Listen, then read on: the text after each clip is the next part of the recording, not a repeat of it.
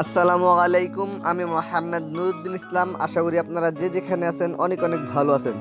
তো বন্ধুরা, আপনারা যারা একদম লো বাজেট সেগমেন্টের নোকিয়ার একটি সেরা স্মার্টফোন কিনতে চাচ্ছেন অথবা কেনার জন্য প্ল্যান করতেছেন, তারা এই ভিডিওটি স্কিপ না করে সম্পূর্ণ ভিডিওটি মনোযোগ সহকারে দেখতে পারেন। কারণ আজকের ভিডিওতে আলোচনা করা হবে একদম এন্ট্রি বাজেট সেগমেন্টের নোকিয়ার একটি সেরা স্মার্টফোন নিয়ে, আর সেটি হচ্ছে নোকিয়া C12 প্রো স্মার্টফোনটি। আর আপনারা সবচেয়ে অবাক হবেন এটি জেনে যে এই ফোনটির প্রাইস নির্ধারণ করা হয়েছে মাত্র ৬,৯৯৯ রুপি, অর্থাৎ ৭,০০০ রুপির মতো। তো এই বাজেটে যদি ফোনটির হাইলাইটেড বিষয় নিয়ে কথা বলি, তাহলে এই ফোনটিতে ব্যবহার করা হয়েছে মোটামুটি চমৎকার সুন্দর একটি ডিজাইন। একই সাথে থাকছে IPS LCD প্যানেলের একটি ডিসপ্লে, আরও থাকছে 4000 মিলিঅ্যাম্পের একটি সুবিশাল মাপের ব্যাটারি। তো আজকের ভিডিওতে আপনাদেরকে জানাবো এই ফোনটির ফুল স্পেসিফিকেশন এন্ড সেই সাথে জানাবো ফোনটির প্রাইস এবং এর লঞ্চিং ডেট নিয়ে। আর ভিডিওটি কন্টিনিউ করলে আপনারা আরো জানতে পারবেন বাজেট রেঞ্জে ফোনটিকে আমাদের জন্য ভ্যালু ফর মানি প্রোভাইড করছে নাকি এই বাজেটে মার্কেটে আরো কোনো সেরা স্মার্টফোন বর্তমানে আছে।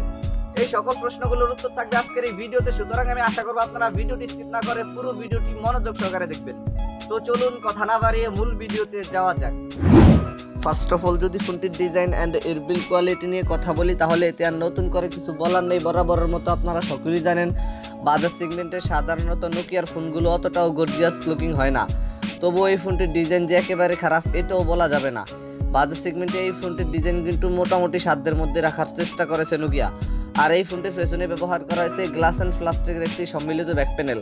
ফোনটির পেছনে গ্লাস অ্যান্ড প্লাস্টিকের সম্মিলিত ব্যাক প্যানেল ব্যবহার করায় ফোনটিকে যখন আপনারা কাভার ছাড়া ব্যবহার করবেন, তখন ফোনটির পেছনে ইজিলি স্কেচ করে যাবে। তাই আমি রিকমেন্ডেশন করব আপনারা প্রোটেকশনের জন্য এই ফোনটির পেছনে অবশ্যই একটি কাভার লাগিয়ে নেবেন।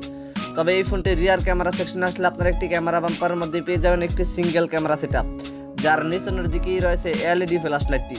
আর ফোনটির ফ্রন্ট ফারে আসলে ফুল ভিউ ডিসপ্লের মাঝখানে থাকছে একটি ইউ শেপ নর্থ ক্যামেরা সেটআপ। এই ফোনটিকে আপনারা dark cyan, charcoal and light mint এই তিনটি কালারেই পেয়ে যাবেন। তো ফোনটির ডিজাইন নিয়ে বলতে গেলে পার্সোনালি এই ফোনটির ডিজাইন আমার কাছে অনেক ভালো লেগেছে। আপনাদের কাছে ফোনটির ডিজাইন কেমন লেগেছে কমেন্ট করে অবশ্যই জানাবেন। দেন সেকেন্ডলি যদি ফোনটির ডিসপ্লে নিয়ে কথা বলি, তাহলে এই ফোনটিতে ব্যবহার করা হয়েছে 6.3 ইঞ্চির একটি IPS LCD প্যানেলের ডিসপ্লে। ফোনটিতে IPS LCD প্যানেলের ডিসপ্লে ব্যবহার করা সত্ত্বেও এতে ব্যবহার করা হয়েছে HD+ রেজুলেশন। আর ফোনটির এই ডিসপ্লেতে HD+ রেজুলেশন ব্যবহার করায় ফোনটির ডিসপ্লে দিয়ে যখন আপনারা কোনো কন্টেন্ট ওয়াচিং করবেন, তখন ফোনটির ডিসপ্লে থেকে কিছুটা রেজুলেশনের ঘাটতি বেশ করতে হবে। তবে আমরা বাজেটের কথা চিন্তা করতে গেলে এইরকম বাজেট সেগমেন্টে এর চেয়েও বেশি রেজুলেশন আশা করতে পারি না এই ফোনটি থেকে। আর এই ডিসপ্লেটিতে ব্যবহার করেছে 378 ppi ডেনসিটি এবং প্রোটেকশন হিসেবে এই ডিসপ্লেটিতে ব্যবহার করা হয়েছে স্ক্র্যাচ রেজিস্ট্যান্স গ্লাস। ফোনটির ডিসপ্লে নিয়ে আমার আর কোনো কথা বলার নেই। আপনাদের যদি ফোনটির ডিসপ্লে নিয়ে কোনো কথা বলার অথবা জানার থাকে তাহলে কমেন্ট বক্সে লিখতে পারেন। থার্ডলি যদি ফোনটির পারফরমেন্স নিয়ে কথা বলি, তাহলে এই ফোনটিতে রান করবে Android 12। আর চিপসেট হিসেবে ফোনটিতে ব্যবহার করেছে ইউনোসকের একটি চিপসেট, যেটি 28 ন্যানোমিটার আর্কিটেকচারে বিল্ড করা একটি অক্টাকোর প্রসেসর।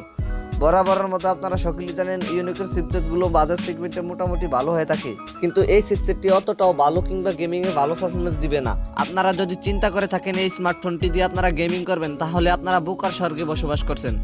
কারণ এই চিপসেটটি হচ্ছে 28 ন্যানোমিটার, আরও হচ্ছে এই চিপসেটটি একদম লো বাজার সেগমেন্টের একটি চিপসেট, যার ফলে এই ফোনটি থেকে কিন্তু আপনারা অতটাও কোনো ধরনের ভালো গেমিং পারফরমেন্স পাবেন না। তবে ডেইলি লাইফে ইউজের জন্য এই বাজার সেগমেন্টে এই চিপসেটটি মোটামুটি মেনে নেওয়া যায়। আর জিপিইউ হিসেবে এই ফোনটিতে ব্যবহার করেছে AMD 8322। ফোনটিকে আপনারা 264 and 364 এই দুইটি ভেরিয়েন্টে পেয়ে যাবেন। আর স্টোরেজ ক্যাটাগরি হিসেবে ফোনটিতে ব্যবহার করেছে eMMC 5.1। তবে বাজার সেগমেন্টে ফোনটিতে যদি অন্তত UFS 2.1 স্টোরেজ ক্যাটাগরি ব্যবহার করা হতো, তাহলে বিষয়টি কিন্তু অনেক ভালো হতো।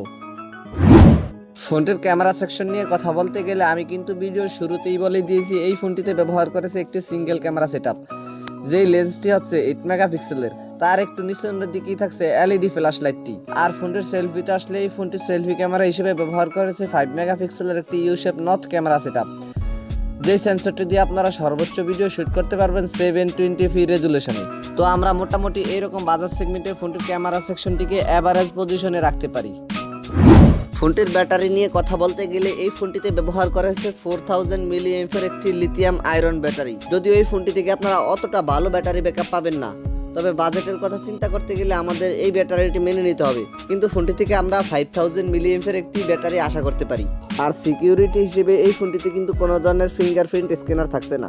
তবে ফিচার হিসেবে এনএফসি বাদে এই ফোনটিতে আপনারা USB type C port, Bluetooth, WiFi সহকারে মোটামুটি ভালো মানের সেন্সরি পেয়ে যাচ্ছেন। ফোনটির প্রাইস নিয়ে কথা বলতে গেলে আমি কিন্তু ভিডিওর শুরুতেই বলে দিয়েছি, এই ফোনটির প্রাইস নির্ধারণ করা হয়েছে ইন্ডিয়ার মার্কেটে 8,999 রুপি অর্থাৎ 7,000 রুপির মতো।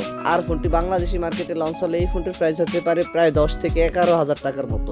তো নোকিয়া এই ফোনটি কবে বাংলাদেশ এবং ইন্ডিয়ান মার্কেটে লঞ্চ করবে তা কিন্তু এখনো কনফার্ম করেনি। তবে যদি ফোনটি বাংলাদেশি মার্কেটে লঞ্চ হয় তাহলে অফিসিয়াল ভাবে লঞ্চ হওয়ার সম্ভাবনা একেবারে নেই বললেই চলে। ফোনটি বাংলাদেশি মার্কেটে লঞ্চ হলেও আনঅফিসিয়াল ভাবে লঞ্চ হতে পারে।